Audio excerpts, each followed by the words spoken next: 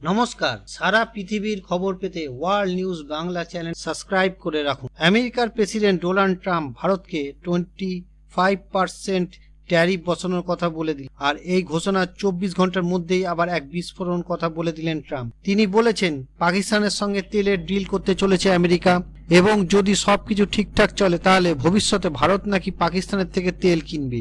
এই কথা শোনার পর শুধু ভারত নয়, গোটা দক্ষিণ এশিয়া জুড়ে তৈরি হয়েছে আলোড়ন। ট্রাম্প আরো বলেছেন আমেরিকা নাকি পাকিস্তানের তেল ভান্ডার গড়ে তুলতে সাহায্য করবে, আর সেই তেল একদিন ভারত কিনবে। এটাই ট্রাম্পের বক্তব্য। এই বক্তব্যে পরিষ্কার ট্রাম্প কেবল রাজনৈতিক চাপ তৈরি করার চেষ্টা করছেন, বিশেষ করে ব্রিক্স এর মতন গোষ্ঠীকে নিশানা করে। তিনি বলেছেন ভারত যেহেতু ব্রিক্সের সদস্য, তাই সেটি এখন বাকি আমেরিকার বিরোধী গোষ্ঠী হয়ে উঠেছে এবং এজন্য ভারতকে শাস্তি দেওয়া দরকার। 25% ট্যারিফ বসি। এদিকে ভারত সরকার যদিও এখনো এই বিষয়ে কোনো অফিসিয়াল প্রতিক্রিয়া দেয়নি, তবে ভারতের অবস্থান বহু আগেই স্পষ্ট। ভারত কখনো কোনো একতরফা হুমকি বা চাপে মাথা নোয়াবে না।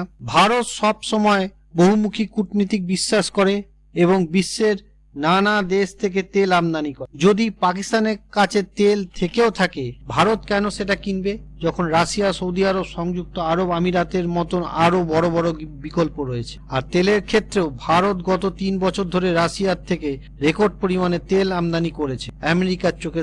তাই ট্রাম্পের এই মন্তব্য ভারত যদিও যতটা না চিন্তিত, তার চেয়েও বেশি সচেতন যে এটা নির্বাচনী স্ট্র্যাটেজি, চাপ সৃষ্টি করে আন্তর্জাতিক সমর্থন টানার চেষ্টা। বিদেশ মন্ত্রকের তরফে স্পষ্ট করে বলা হয়েছে ভারত তার জাতীয় স্বার্থকে প্রাধান্য দেবে। এই ধরনের হুমকিতে ভারত কখনোই ভয় পাবে না, আর পাকিস্তানের নাম নিয়ে ভারতকে ভয় দেখানোর চেষ্টা করলে সেটা সফল হবে না বলে এটা একদম স্পষ্ট। আপনার কি মত ট্রাম্পের এই মন্তব্য নিয়ে? কমেন্টে জানাতে ভুলবেন না। ভিডিওটি ভালো লাগলে লাইক করুন, শেয়ার করুন, সাবস্ক্রাইব করুন ওয়ার্ল্ড নিউজ বাংলাকে। নমস্কার।